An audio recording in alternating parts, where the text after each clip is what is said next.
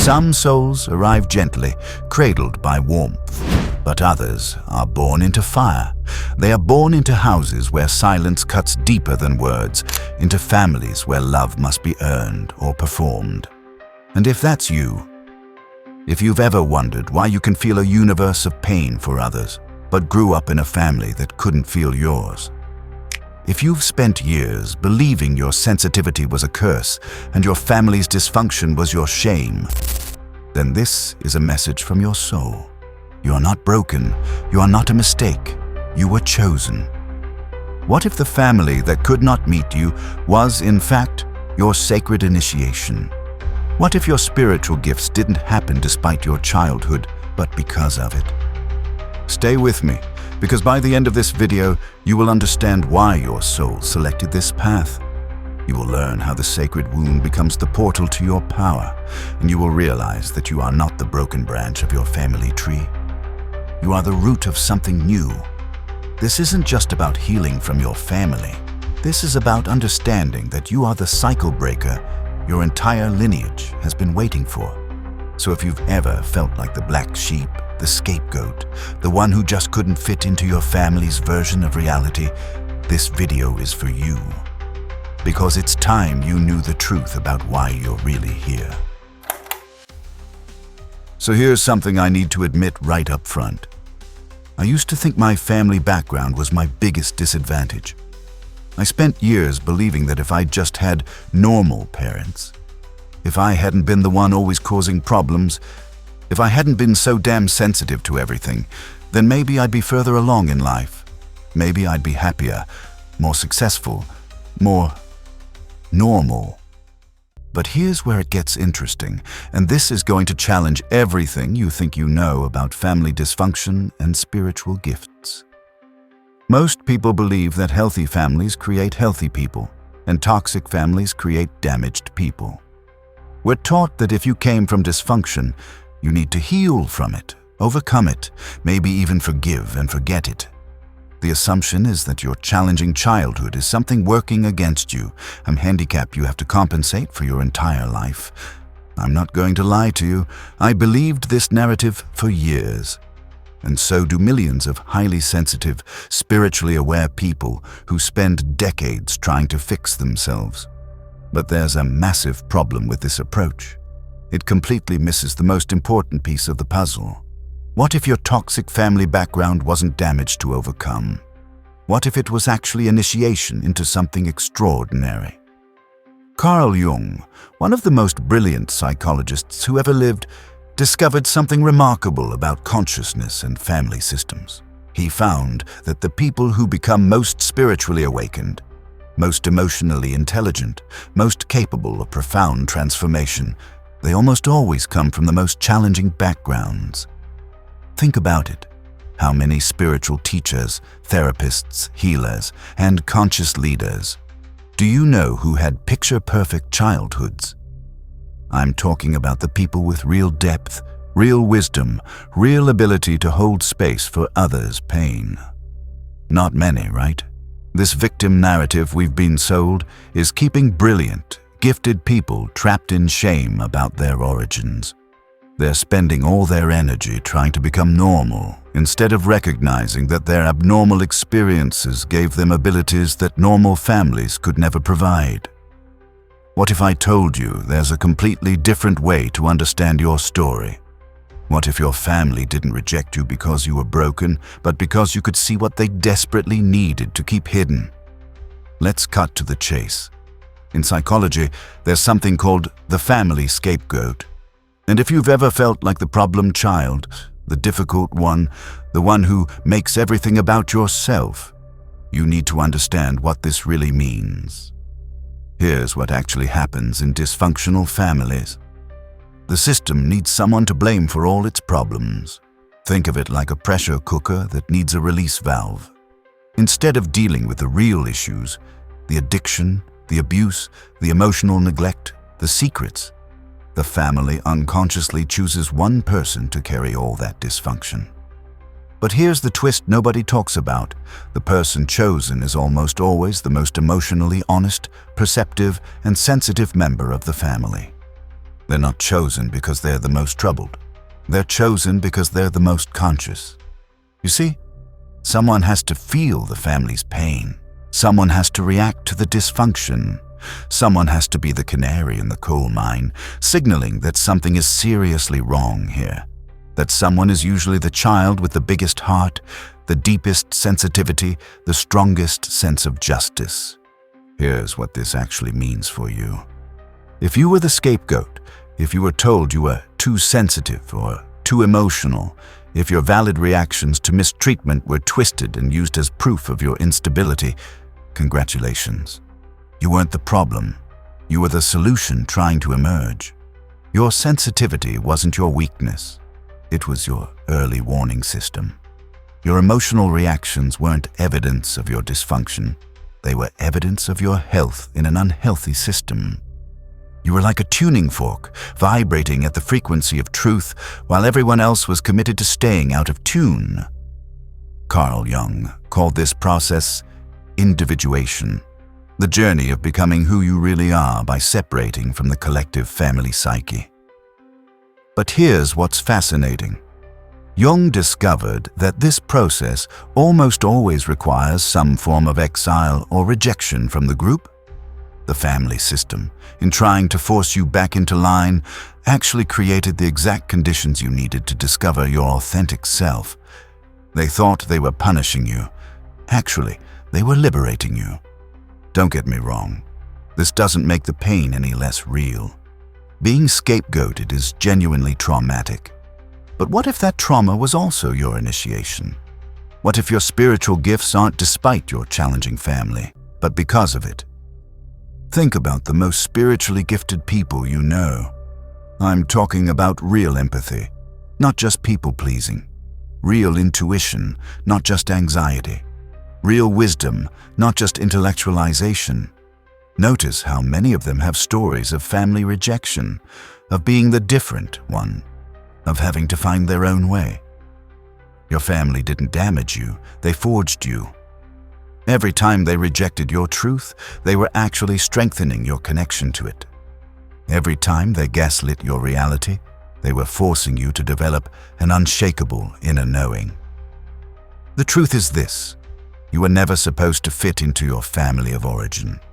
You were supposed to outgrow it, transform it, and ultimately transcend it. Your spiritual gifts are the evidence that you're succeeding. We're building towards something bigger here, because understanding your role as the family truth teller is just the foundation. Next, we need to talk about what happens when you start doing the deep work of reclaiming all that projected energy and transforming it into your greatest power. But this is just the beginning. Start noticing today, what were you called too much of? Because I guarantee you, that's exactly where your gifts are hiding. If this content is making sense to you, click the subscribe button and subscribe to the channel. Thank you for your support. So now you're starting to see that your family experience might have been initiation, not damage. But here's where most people get stuck. And I'll be honest, this is where I struggled for years. You know you've got these gifts, this sensitivity, this ability to see what others can't. But how do you actually transform all that pain into power? Because let's be real, knowing you are chosen doesn't automatically make the anxiety go away, right? Most people think healing means getting back to some version of normal. They want to process their trauma, do some therapy, maybe forgive their family, and then move on like it never happened. The goal is to become like everyone else, stable, predictable, emotionally even-keeled. And look, there's nothing wrong with wanting peace.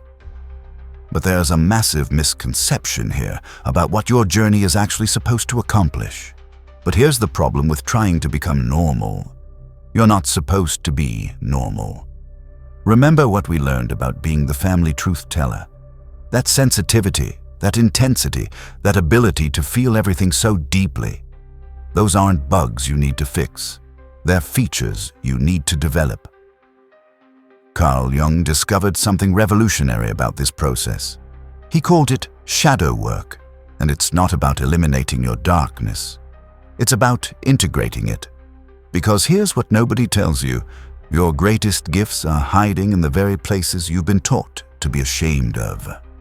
Think about how much energy you've wasted trying to be less intense, less emotional, less much. How many times have you apologized for having feelings? How often have you dimmed your light because it made others uncomfortable? This is exactly why so many spiritually gifted people stay stuck. They're using all their power, trying to shrink themselves instead of learning how to channel that intensity into something extraordinary. You're like someone who inherited a Ferrari but keeps trying to drive it like a golf cart. What if I told you there's a completely different approach? What if instead of trying to heal from your intensity, you learn to master it? What if your emotional depth isn't something to manage, but something to alchemize? This is where the real transformation happens, and I'm going to show you exactly how it works. Here's what Carl Jung figured out about shadow work. Everything you've been taught to reject about yourself, your anger, your pain, your difficult emotions, they're not your enemies. They're your power sources waiting to be plugged in. Think of it this way. When you were scapegoated, your family basically dumped their entire emotional shadow onto you. You've been carrying not just your own difficult feelings, but theirs too. No wonder you feel overwhelmed sometimes. But here's the twist, and this changed everything for me. When you learn to separate what's actually yours from what you inherited, when you start doing the work of conscious integration, something incredible happens. All that energy they projected onto you, it becomes available as raw material for your gifts. Let me break this down into 3 phases, because this is important. Number 1, recognition. You have to start distinguishing between your authentic emotions and your inherited ones. That anxiety you feel in your bones, the one that has no name, that is the echo of your grandmother's unshed tears. You are not broken because you feel. You are becoming because you do. That chronic people-pleasing could be carrying your family's shame about not being good enough. Here's what this actually means for you. When you feel something intense, pause and ask, is this mine, or am I carrying this for someone else? Bonus points, if you can trace it back to specific family patterns. Number 2, integration. This isn't about getting rid of these feelings. It's about transforming your relationship with them. Your anger might become your superpower for setting boundaries. Your sensitivity becomes your empathic gift for reading people and situations others miss completely. Speaking of which, this is exactly what researchers call post-traumatic growth. It's not just bouncing back to where you were before. It's using the struggle to become someone you never could have been otherwise. Number 3, alchemization. This is where the magic happens. You start channeling all that intensity into your purpose. Every painful experience becomes wisdom you can share. Every pattern you break becomes a pathway you can show others. The truth is, people who've never been through the fire can't guide others through it. Your wounds become your credentials. Your scars become your superpowers. Now, this is important. What I'm describing isn't just theory. Researchers have identified 5 specific areas where this transformation shows up. Deeper relationships, greater personal strength, appreciation for life, new possibilities, and spiritual development. Notice something. These are exactly what we call spiritual gifts. Your trauma isn't blocking your spiritual development. When properly integrated, it is your spiritual development. You might be thinking, this sounds like a lot of work. And you're right. But here's what nobody tells you. You're already doing the work. Every day you choose to feel instead of numb. Every time you refuse to pass your pain down to others. Every moment you stay conscious instead of checking out. That's shadow work. The only difference is now you know what you're doing and why it matters. Your pain isn't something to get over. It's something to get through and transform into power. But we're building towards something even bigger here. Because this individual transformation, it's just the beginning. Next, we need to talk about your real mission, how your personal healing becomes generational healing, and why you might be the one your entire lineage has been waiting for. Start paying attention this week. What emotions have you been trying to fix instead of integrate? So now you understand how to transform your pain into power through shadow work. But here's where I need to tell you something that might blow your mind. And honestly, it took me years to fully grasp this. Your personal healing, that's just the warm-up act. What if I told you that every pattern you break, every cycle you interrupt, every bit of consciousness you develop, doesn't just change your life, it ripples backward and forward through time. Most people think healing is a personal journey. You go to therapy, you process your stuff, you get better, and that's it. The assumption is that your transformation affects you and maybe your immediate relationships, but it stops there. Even in spiritual circles, we talk about doing the work as if it's primarily about individual enlightenment. Fix yourself, find your purpose, live your best life. The focus is entirely on your own growth and happiness. But there's a massive piece missing from this understanding. Science is now proving what ancient wisdom traditions have always known. Trauma doesn't just affect the person who experienced it. It gets passed down through generations. Here's what actually happens. When your ancestors experienced trauma they couldn't process, that unresolved energy gets transmitted to their children and their children's children. We're talking about biological inheritance here. Actual changes in gene expression that can affect stress responses for multiple generations. Think about this for a second. That anxiety you can't quite explain, that pattern of relationships that keep repeating, that feeling like you're carrying weight that isn't even yours. You literally might be.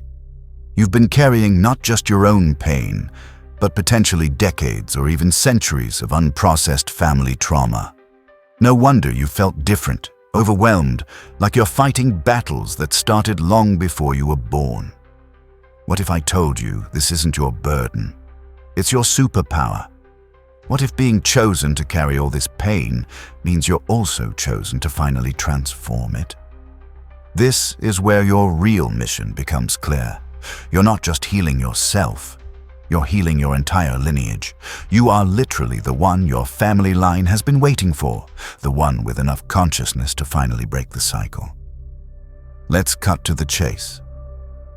Carl Jung talked about something called the collective unconscious, basically an inherited layer of the psyche that connects us to all our ancestors. Think of it like the psychological DNA of your family line. Now, here's where this gets fascinating. Jung believed we inherit not just the potential for trauma, but also the archetypal patterns for healing. In other words, your family line doesn't just pass down the wounds, it also passes down the medicine. Remember when we talked about you being the family truth teller? This connects to what we learned about shadow work. You weren't just randomly chosen to be the scapegoat. You were chosen because you had the psychological constitution to eventually transform what everyone else could only carry. Here's what this actually means for you. Number 1, stop seeing your family patterns as your personal failures. When you notice yourself repeating something your parents did, instead of judging yourself, ask, how far back does this pattern go? What is it trying to teach me? You're not failing at life. You're getting a PhD in generational healing. Bonus points, if you can start seeing your family members not as people who hurt you, but as souls who were also carrying wounds they couldn't heal. Number 2, understand that every time you choose consciousness over unconsciousness, you're not just helping yourself, you're literally reprogramming your family's psychic DNA. When you break a pattern of addiction, abuse, or emotional unavailability, you're changing the trajectory for generations to come. Speaking of which, this is why the work is so hard sometimes. You're not just overcoming personal habits. You're fighting against potentially centuries of momentum. Number 3, embrace your role as what I call the appointed alchemist of your lineage. Your job isn't to fix your family or make them understand you. Your job is to take all that inherited lead and transform it into gold. Every boundary you set, every time you choose self-compassion over self-criticism, every moment you refuse to pass trauma down to the next generation, that's generational healing in action. Now, this is important. What I'm describing isn't just spiritual theory anymore. Recent studies of trauma survivors have found epigenetic markers that literally change how genes are expressed, and these changes can be passed down through multiple generations. But here's the thing nobody talks about. If trauma can be inherited, so can healing. The consciousness you develop, the patterns you break, the love you learn to give yourself, all of that creates positive changes that can benefit your descendants in ways we're just beginning to understand. You might be thinking, this feels like a lot of responsibility. And you're right. But here's what nobody tells you. You're already doing this work whether you realize it or not. Every day you choose to stay conscious instead of numbing out. Every time you respond instead of react. You're changing the course of your family's story. The only difference is now you know why you're here and what you're really accomplishing. You're not just the black sheep who couldn't fit in. You're the cycle breaker who was strong enough to carry it all and conscious enough to transform it. Your spiritual gifts aren't a consolation prize for a difficult childhood. They're the tools you needed to complete your sacred mission.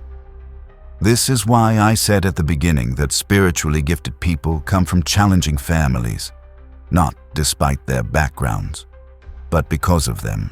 You're exactly who you are meant to become, doing exactly what you came here to do. Start thinking this week. What patterns are you already breaking that your parents couldn't?